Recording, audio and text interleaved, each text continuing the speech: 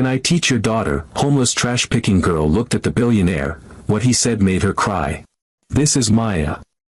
14 years old. Homeless. She survives by digging through trash cans outside Harbor City's wealthiest streets.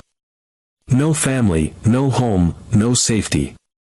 Her classroom is the sidewalk, her blackboard is cardboard, and her pen is a burnt piece of wood. Yet hidden behind the dirt and hunger is a girl so brilliant she can solve equations that stump most adults. For years, the world ignored her, until one day, fate placed her at the gates of a billionaire's mansion. That billionaire was Alexander Park, one of the richest men in the country. His daughter, Evelyn, had everything: luxury, tutors, the best private school money could buy. But what no one knew was that Evelyn was failing. She hated studying, felt stupid, and cried behind locked doors. And on that day, when her frustration spilled into the street, Maya looked up from her sack of bottles, straight into the eyes of the billionaire, and said words no one expected from a barefoot girl in rags. "Sir, can I teach your daughter?"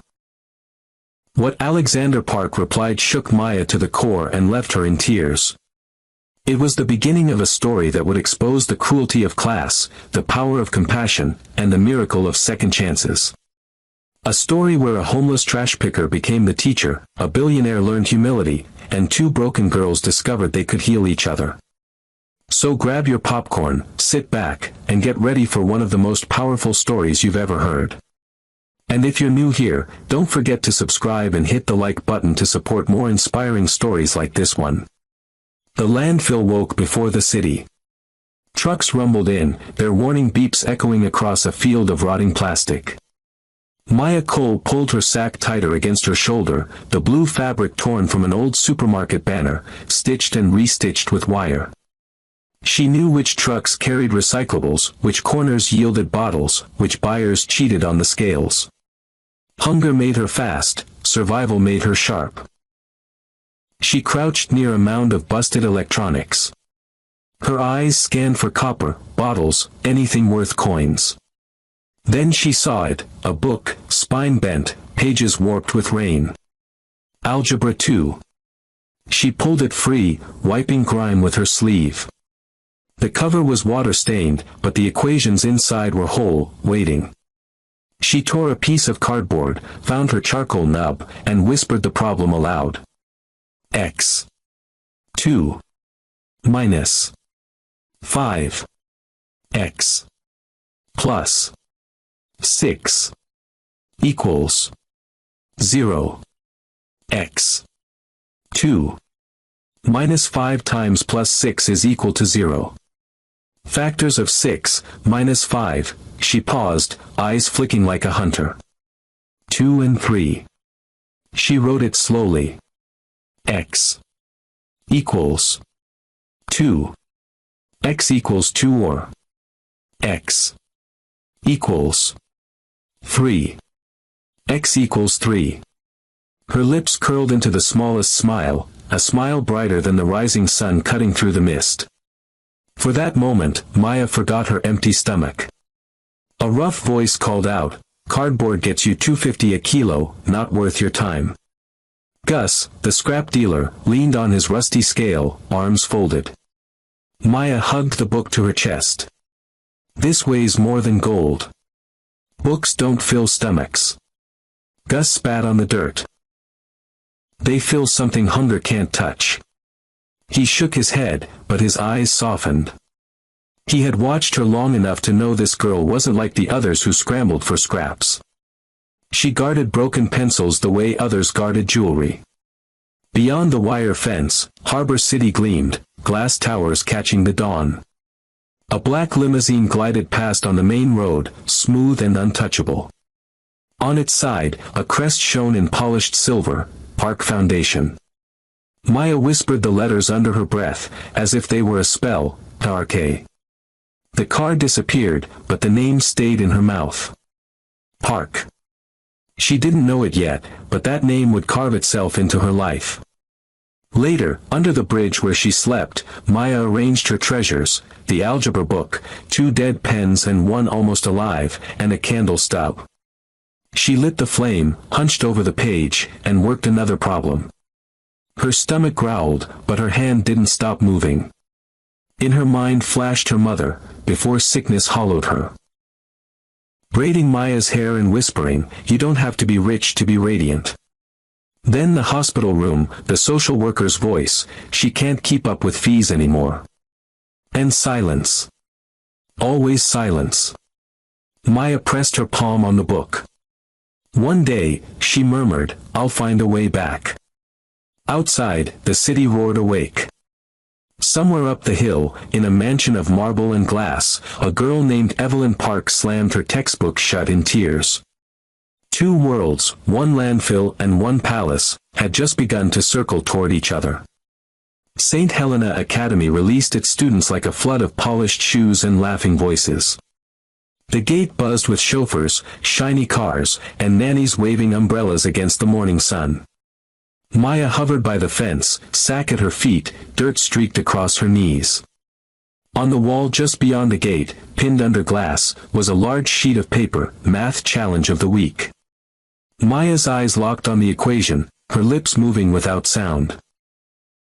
She pulled her charcoal nub from her pocket and scrawled the answer across a flattened juice box she'd fished from her sack. A group of boys noticed. Their laughter cracked the air. "Hey, trash picker," one called, pointing.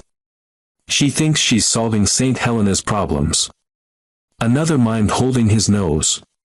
"Careful, she might wipe her answers with garbage." The girls snickered too, their hair ribbons bouncing. Maya kept her head bowed, whispering to herself, "Divide both sides, square root of 9, her hand flew, fast and sure." "Look at her go," one boy jeered. Einstein of the dump. He snatched the juice box from her hand, squinting at the numbers, then burst into louder laughter. "She's right, what a freak." They tossed the carton into a puddle. Maya bent, picked it up, wiped the mud with her sleeve, and kept writing. Her heart pounded, but her voice didn't waver. "Numbers don't care where you sleep," she whispered. From the back of the crowd, a quieter gaze fixed on her. Evelyn Park, daughter of billionaire Alexander Park, lingered in her immaculate blazer. She was supposed to be laughing too, but her lips pressed tight. She had recognized the problem on the board, the same one her tutor had struggled to explain to her just last night. She glanced from Maya's quick scrawl to the mocking students, her face unreadable. For a second, Evelyn's eyes and Maya's met through the iron bars of the gate. One pair was rimmed with exhaustion and dirt, the other with tears hidden behind pride. The noise of jeers faded for a heartbeat. Then a car horn honked. Evelyn's chauffeur called her name. She turned quickly, mask back on, and climbed into the waiting limousine. The boys shoved past Maya, one sneering, "Don't come back, garbage girl. You don't belong here." Maya pressed her algebra book to her chest, swallowing the burn in her throat. She wanted to shout, "I belong wherever numbers live." Instead, she whispered it into the air where no one would hear. As the limousine rolled away, Maya caught one last glimpse of the Park Foundation crest glinting in the sunlight. She didn't know it yet, but that moment, those eyes meeting across the gate, had planted a seed. And seeds, no matter how small, always fight their way through concrete. The river hummed under the bridge, carrying scraps of light from the city skyline. Maya crouched in her room, a cardboard bed against concrete pillars, her sack of bottles at her side. Tonight's dinner was nothing more than a crust of bread Gus had tossed her way, but her real meal waited in the bag, the algebra book. She struck a match and lit the stub of candle, setting it on an overturned crate. Shadows leapt across the concrete like restless dancers. Maya smoothed a flattened carton across her lap and laid the book open. Her stomach twisted in knots, but her eyes gleamed at the sight of fractions and exponents. 2x 3 equals 8. 3. 2x equals 8, she whispered, fingers smudged black with charcoal. She divided, multiplied, solved. X equals 12. X equals 12. Her voice rang soft but steady in the empty night. Numbers, unlike people, never laughed at her clothes. They never mocked her for smelling of smoke and garbage. They only answered honestly, if she asked the right way. Her mind slipped to a memory, her mother before the storm of illness. They had been sitting outside their one-room shack, chalk in hand. Her mother's hair was tied in a scarf, her smile gentle. She wrote a word on the cracked wall, hope. You don't need shoes to walk toward your dreams, her mother had said, brushing chalk dust from Maya's nose. But you'll need this, knowledge. It will never leave you, even when people do. Maya blinked hard, swallowing against the lump in her throat. The candle flame blurred, then steadied. She whispered to herself, knowledge is the one thing no one can throw away from me. She wrote the word hope in the corner of her cardboard desk, then boxed it like it was part of the equation. Hours passed. Rats darted in and out. The candle melted lower. Her eyes burned, but her hand kept moving. Her thoughts flickered to the school gate earlier that day, the laughter, the insults, the boy crushing her work under his shoe. Shame pressed on her chest like stone. But then she remembered something else, the way one girl in a polished blazer had stared at her, not with cruelty but with something almost like recognition. What was her name? Maya wondered aloud. She hadn't heard it, but the crest on the car flashed in her mind. Park. She closed the book and leaned against the pillar, eyes drifting shut. Someday, she murmured, they'll know I'm more than a trash girl. The candle sputtered out, leaving only the rhythm of the river and the glow of her whispered promise in the dark. Far across the city, in a mansion room filled with tutors and textbooks, Evelyn Park slammed her hands against her desk. I can't do this, she shouted, crumpling her worksheet. Her tears fell as the city lights glittered outside. Two girls, one under a bridge and one in a palace, both alone with numbers that refused to be kind. Both carrying hope they didn't yet understand. The Park estate rose like a fortress of glass and stone above Harbor City. Its marble pillars gleamed in the late afternoon sun. Luxury cars lined the circular driveway. Sprinklers ticked across flawless lawns where flowers bloomed year-round. Inside, the study room told a different story. Textbooks were strewn across a mahogany desk, highlighters uncapped, worksheets crumpled in frustration. Evelyn Park sat slumped in her leather chair, a math book open in front of her. Her tutor, a weary man in his 40s, tapped the equation with his pen. Mississippi Park, it's not complicated. Just apply the quadratic formula, he said, his voice sharp. Evelyn's face flushed. You don't get it. I've tried and tried, I'm not smart enough. She shoved the paper away. Not trying is the real problem, the tutor snapped. Tears welled in her eyes. I hate this. I hate school. I hate feeling stupid. With a cry, she grabbed the worksheet, tore it in half, and bolted from the room. The tutor sighed, shaking his head, and began gathering the torn scraps. In the grand hallway, Evelyn's voice echoed as she shouted, I don't care how much money you spend. I'll never be good enough. At that moment, Maya walked past the outer gates, dragging her sack of recyclables. She paused, her eyes drawn to the massive mansion she had only ever admired from afar. Through the iron bars, she caught a glimpse, a girl in a blazer, wiping tears as she burst out into the garden. Maya pressed closer, her thin fingers curling around the cold steel. The world inside was golden, manicured, perfect. And yet, there was the daughter of one of the richest men in the country, crying like her heart was breaking.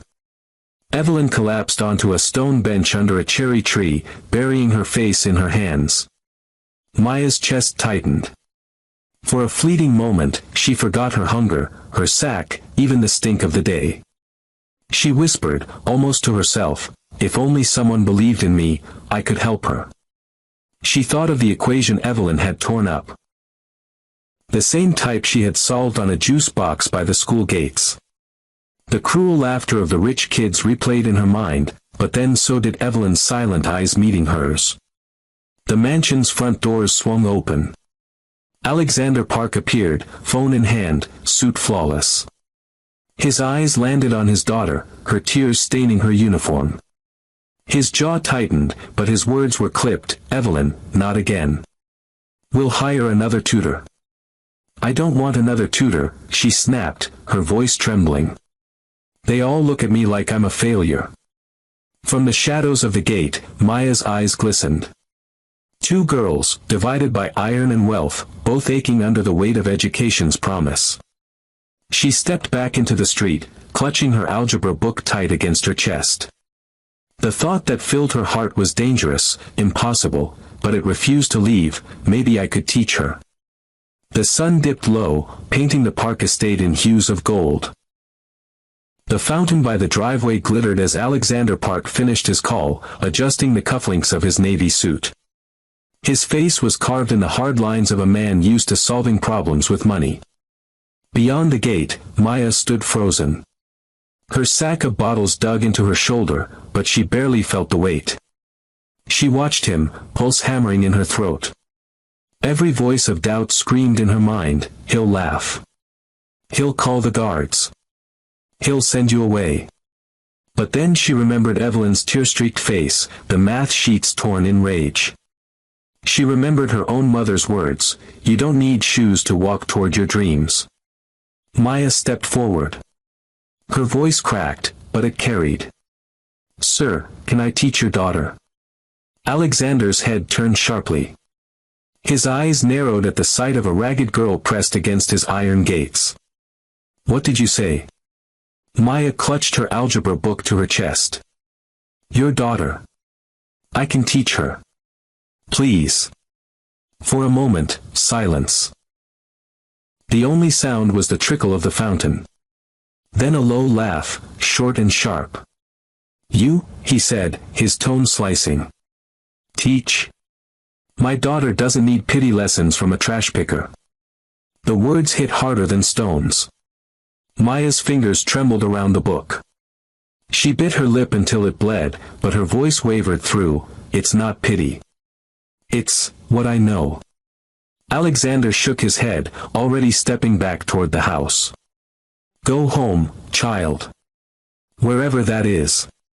This is not your place." Maya's eyes burned. "I don't have a home," she whispered, though he was already turning away. Her knees weakened, tears spilling despite her fight to hold them in.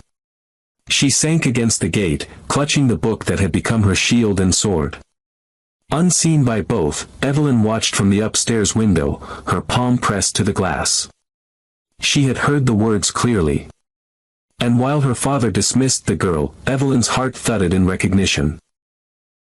The girl at the school gate, the one who solved problems without fear, had just asked to be her teacher. Maya wiped her tears with the back of her hand, whispering to herself, "Numbers don't care where you sleep. One day, neither will people." She turned, shoulders shaking, and walked back toward the bridge. Behind her, the mansion doors closed with a hollow finality.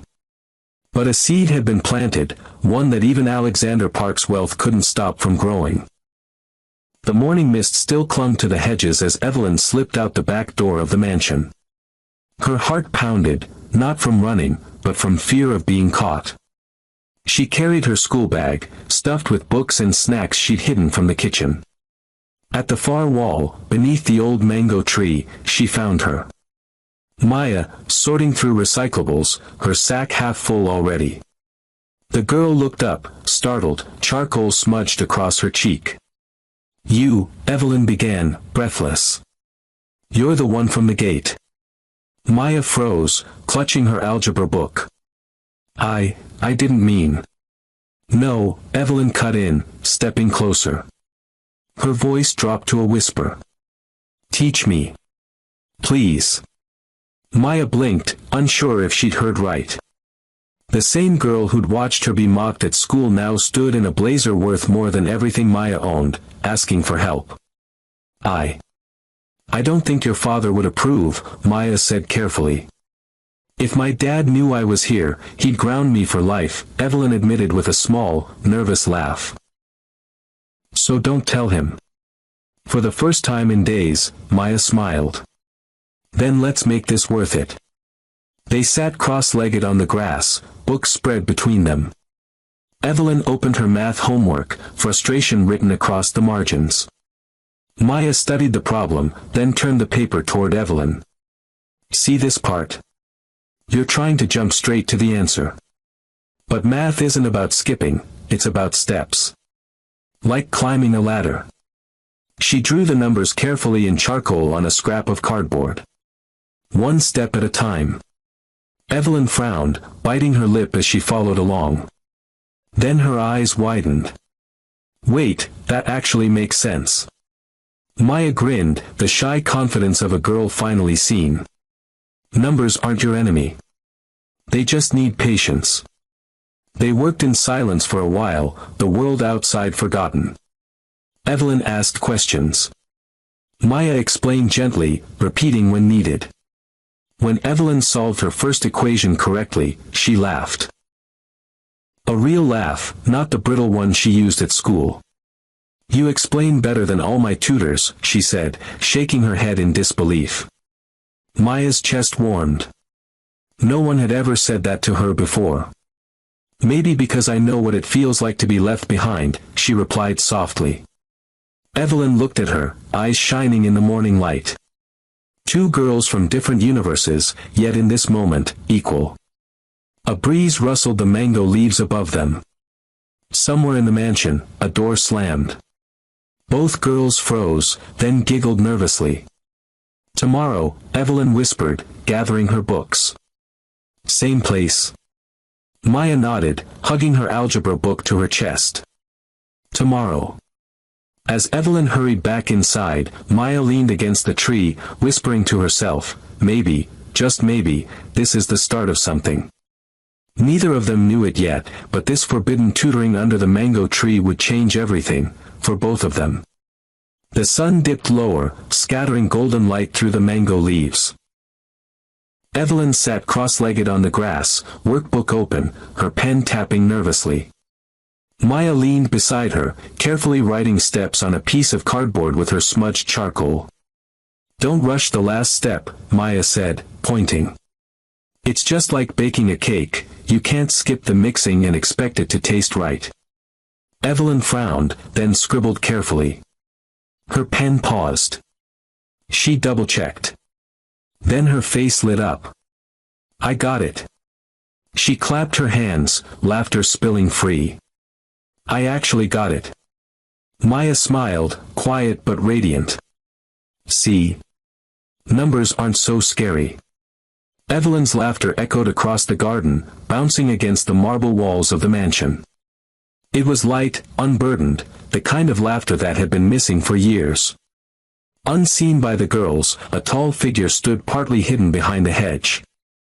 Alexander Park, still in his tailored suit, his briefcase in hand, had frozen mid-step when he heard his daughter's voice. He peeked around the hedge. There she was. His Evelyn, laughing, cheeks flushed with pride. And next to her, the ragged girl from the gates. The trash picker. His first instinct was anger. How dare she sneak into his estate again? How dare Evelyn disobey? He opened his mouth, then stopped. The scene held him. Evelyn leaned closer to Maya, eyes shining. You make me feel like I can do this, she said softly. Alexander's heart clenched.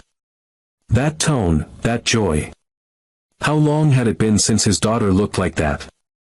He remembered tutors quitting in frustration, Evelyn slamming doors, tears staining her pillows.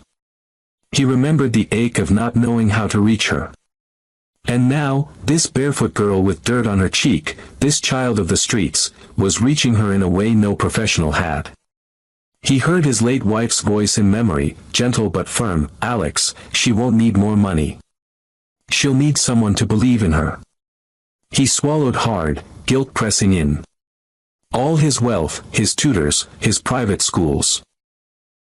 None had given Evelyn what this girl had in one afternoon. Belief. Maya clapped Evelyn on the shoulder. Tomorrow we'll try word problems. You'll ace them. Alexander's chest tightened. Word problems. She hasn't even attempted those in months. His briefcase slipped slightly in his grip. For a moment, he wasn't the billionaire tycoon. He was just a father, staring at his daughter laughing, wondering how he had missed so much. When was the last time I saw her smile like that? He whispered to himself. The wind carried his words, unheard. He stepped back into the shadows before either girl noticed, his mind restless, conflicted. That night at dinner, Alexander watched Evelyn more closely. She ate with a lightness he hadn't seen in years. He said nothing, but the memory of her laughter under the mango tree would not leave him. For the first time in a long time, Alexander Park, man of numbers, deals, and power, felt powerless in the face of love. The exam hall buzzed with whispers and rustling papers. Students in crisp uniforms slid into their seats, pens poised, eyes darting nervously at the clock. At the front, teachers handed out the dreaded test sheets. Evelyn Park sat in the middle row, heart pounding as usual. Her fingers trembled as the paper landed on her desk. Once, this was the moment that broke her, the moment her mind went blank, her throat closed, and the words failure, failure echoed in her head. But today was different. She closed her eyes and remembered a voice under the mango tree. Don't rush. Steps are ladders. One at a time. Maya's voice. Maya's patience. Evelyn exhaled slowly, her grip steadying. She scanned the first question. For the first time, the numbers didn't blur. They arranged themselves neatly, like soldiers waiting for her command. Her pen moved. Step 1. Step 2. A ladder climbed carefully, just as Maya had taught her. When she reached the answer, confidence surged through her chest. I can do this. She kept writing, block after block, fear unraveling with each problem solved. Around her, other students fidgeted, chewed pens, glanced at the clock. Evelyn pressed on, steady as a river.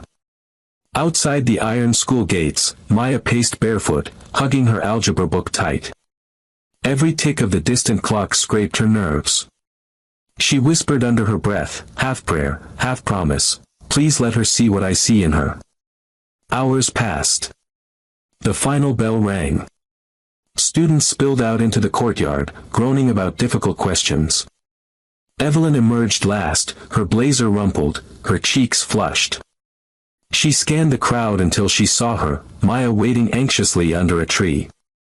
Their eyes met. Evelyn broke into a run. I did it, she gasped, throwing her arms around Maya. I didn't freeze this time. I heard your voice in my head, telling me to climb one step at a time. And it worked. Maya stiffened, then melted into the embrace. Her throat tightened. See? You've always had it in you. I just reminded you. Evelyn pulled back, laughing through tears. No tutor, no amount of money, no one ever explained it like you. From across the street, a black car idled. Alexander Park sat inside, watching the scene through tinted glass. His jaw clenched, but his eyes betrayed him. His daughter's arms were wrapped around a barefoot trash picker, and she was smiling brighter than he had seen in years. He didn't step out. Not yet. But something inside him shifted, undeniable. Evelyn grabbed Maya's hand. When I pass, you'll be the first I thank. Maya's smile wavered, tears pricking. For the first time, she felt her gift, the one she thought had died in the streets, was alive again. The city bustled around them, but in that moment, under the stone archway of St. Helena Academy, two girls held onto each other like they had both found the missing piece of themselves. The school courtyard erupted with chatter. Students clutched report cards, parents hovered, chauffeurs opened car doors. For once, Evelyn Park walked among them with her head held higher. Her grades, better than ever before, were proof of something no one expected. But pride quickly soured into unease. A cluster of girls whispered loudly near the gate. "Did you hear? She didn't get smarter on her own." "Yeah. They say she's been hanging around with that trash girl." Imagine, the billionaire's daughter being taught by a beggar. Evelyn's jaw tightened. She spotted Maya standing nervously across the street, hugging her sack like a shield. Maya's eyes searched until they found hers, and in that glance Evelyn saw the same mixture of pride and fear. Ignoring the whispers, Evelyn marched across the courtyard, right past the cluster of girls, and straight toward Maya. Reporters spotted her. Flashbulbs ignited. "Mississippi Park," one shouted. "Is it true a homeless girl has been tutoring you?" Another voice cut through the crowd. "What does your father think of this arrangement?" Maya flinched as the cameras swung toward her. She pulled her hood lower, shrinking, lips trembling. "I'm no one," she whispered, voice breaking. "Just someone who loves learning." Evelyn's hand shot out, gripping hers firmly. "Then you're someone," she said fiercely. "Because you're the reason I can stand here proud." The words silenced even the reporters for a beat. Maya's eyes filled with tears. Her instinct was to pull away, to vanish back into invisibility. But Evelyn held on, refusing to let go. Flashbulbs popped again. The moment was captured, the billionaire's daughter standing in solidarity with a barefoot girl in rags.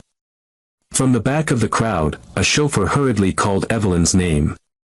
"Mississippi Park, the car is waiting." Evelyn turned to Maya. "Don't let them tell you where you belong." Maya shook her head, whispering, "I don't belong here. Not in your world." "Then neither do I," Evelyn said firmly, squeezing her hand. "Because I'm not leaving you." For the first time in her life, Maya felt the dizzy warmth of belonging, fragile, dangerous, but real. But across the street, a man in a dark suit lowered his camera lens. His voice crackled into his phone, "Send this photo to the Park family. Now." That evening, in his office high above Harbor City, Alexander Park stared at the picture on his desk. His daughter, smiling for the first time in months, holding hands with a homeless girl. His chest tightened. His mind raged. His heart split in two. The city pulsed with noise as evening swallowed the streets. Neon lights flickered to life, painting the sidewalks pink and blue. Evelyn tugged her bag close, scanning the crowd for Maya. They had agreed to meet near the Park Foundation building, a towering monument of glass with her father's name in silver letters across its face. She spotted her at last, weaving between cars, sack slung over her shoulder. Relief bloomed, but then horror. Maya staggered. Her steps slowed. Her knees buckled. "Maya!" Evelyn screamed, rushing forward. The sack fell, bottles clattering across the pavement. Maya's small body crumpled, pale against the concrete. Her eyes fluttered, lips whispering something Evelyn barely caught. "One day. I'll belong." Then silence. "Help. Somebody help." Evelyn cried, dropping to her knees, clutching Maya's hand. People glanced, frowned, moved on. A few snapped photos. No one stopped. Then a black car screeched to the curb. The rear door flung open. Alexander Park stepped out, phone still in hand, and froze. There, on the dirty pavement beneath his own shining building, lay the girl he had dismissed. The girl his daughter clung to as if her life depended on it. "Dad!" Evelyn sobbed. "Please, don't let her die." For a moment, Alexander couldn't move. The crowd, the lights, the judgment of the city pressed in. He saw his daughter's desperation, the homeless girl's fragile chest barely rising. His late wife's voice echoed in his mind, "Alex, your wealth means nothing if it doesn't save lives." Something inside him broke. He dropped to his knees, not caring that his suit brushed the filthy pavement. He pressed 2 fingers gently to Maya's neck, felt the faint pulse. "She's alive," he muttered. His hand tightened around his phone. "Call an ambulance. Now." His driver blinked. "Sir." "Now." Alexander barked. Evelyn's tears streaked down her face. "She hasn't eaten properly in days. Dad, she's starving." Alexander's jaw clenched. He lifted his gaze, meeting Evelyn's desperate eyes. In them, he saw both the child he had failed to understand and the girl who had given her hope. He brushed a strand of hair from Maya's dirt-streaked forehead, his voice dropping to a whisper no one else heard. "No child with this much light should suffer in darkness." The ambulance siren wailed in the distance. Evelyn held Maya's limp hand tight, refusing to let go. Alexander's other hand covered both theirs. For the first time, the 3 of them were bound together, not by wealth, not by status, but by raw humanity. As paramedics lifted Maya onto a stretcher, Evelyn turned to her father, trembling. "Promise me you'll help her." Alexander's throat tightened. He had never broken a business promise. Now, for the first time, he made a different kind of vow. "I won't let her go. Not this child." The mansion's chandeliers glowed softly, their light spilling across a table set with crystal glasses and silver cutlery. Maya sat stiffly at the far end, her hands folded in her lap, wearing a simple borrowed dress Evelyn had pressed into her arms that afternoon. She felt like an imposter in a painting, afraid one wrong move would shatter the illusion. Evelyn sat beside her, bubbling with energy, sneaking a bread roll onto Maya's plate. "Eat," she whispered. "It tastes better when you don't steal it from the street." Maya laughed nervously, biting into the roll. The warmth spread through her chest, more comforting than the golden crust. At the head of the table, Alexander Park sat silently, watching. His presence filled the room, not with intimidation this time, but with contemplation. He had invited Maya to dinner, against his instincts, after days of turning over the ambulance scene in his mind. Now, seeing her seated across from him, the contrast struck him harder than any business deal ever had, a barefoot trash picker transformed into a young girl timidly sipping soup. The silence stretched until Evelyn broke it. "Dad, Maya's the reason I passed my exams. She's the reason I even like learning now. You don't know what she's done for me." Maya's cheeks burned. She lowered her gaze. I don't belong in places like this." Alexander leaned forward, his voice steady. "Maya, look at me." Her eyes lifted, cautious, brimming with fear. "You think because you slept under a bridge, because you picked through garbage, that you're worth less than anyone here?" His tone softened. "You've given my daughter something no amount of money could buy, belief in herself." Maya swallowed hard, her fingers twisting in her lap. "I just wanted to matter to someone." Alexander's chest tightened. Memories surged, his own boyhood, sitting alone at long tables, his parents absent, wealth surrounding him like walls but never warmth. He recognized that look in Maya's eyes, the hunger not for food, but for belonging. He stood slowly, walked the length of the table, and stopped beside her chair. Placing his hand gently over hers, he spoke in a voice that trembled with something new. "From today, you are my daughter too." Maya froze. Evelyn gasped, tears welling. Alexander continued, his eyes locking with Maya's. "You'll go back to school. I'll cover every fee, every book, every need. But more than that, this house is your home now. You don't have to ask where you belong. You belong here, with us." A tear slid down Maya's cheek, then another. She gripped his hand, unable to find words, but her silence spoke louder than any answer. Evelyn jumped up, throwing her arms around both of them. "We're a family now. The 3 of us." For the first time, the long polished table didn't feel like a gulf. It felt like a circle. A family. The auditorium shimmered with anticipation. Students in gowns filed across the stage, one by one, to shake hands and claim their diplomas. Cameras flashed, parents cheered.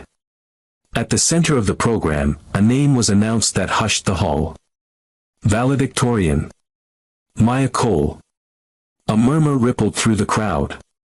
Many knew the story by now, the girl who once lived under a bridge, adopted into the Park family, rising to the top of her class. Maya stepped forward, her black gown swaying, her cap tassel brushing her cheek. She carried no sack today, no candle stub. Only a speech, and a smile that had survived storms. At the podium, she took a breath, scanning the audience. In the front row, Evelyn, now grown, radiant, beamed through tears. Beside her sat Alexander Park, his hair touched with gray, his eyes bright with pride. Maya's voice rang clear. 10 years ago, I was a girl no one noticed. I collected bottles from trash heaps, studied equations on cardboard, and whispered lessons to myself under a bridge. My mother once told me, knowledge is the one thing no one can throw away from you. I clung to that. But I was alone. She paused, swallowing emotion. Then I met Evelyn Park. She had everything the world could give, and yet she, too, felt broken. Together, we discovered something powerful. Education is not about privilege. It's about patience. Compassion. Hope. Applause thundered, but she raised her hand gently for silence. Education is not charity. It is freedom. And freedom should not depend on where you sleep at night. Every child deserves to be taught, the rich, the poor, the forgotten. Her eyes flickered to Alexander. He blinked rapidly, his jaw tight, as if holding back tears. I stand here not because I was saved by wealth, but because I was seen by love, Maya continued, her voice breaking. Because someone believed in me, I now believe in others. And I will spend my life making sure no child feels invisible the way I once did. Her words hung in the air, heavy and luminous. Evelyn jumped to her feet, clapping furiously. The crowd followed, a rising wave of applause, cheers, and tears. Alexander rose last, his hands steady but trembling, his eyes fixed on the girl who had once whispered through iron gates, begging only for a chance. As the ovation roared, Maya lifted her diploma high. She wasn't just a graduate. She was a promise, to her mother, to Evelyn, to every nameless child still searching through trash for tomorrow. In the rafters above the stage, sunlight spilled through stained glass, casting a rainbow across her gown. It was as if the world itself had whispered back, "You belong."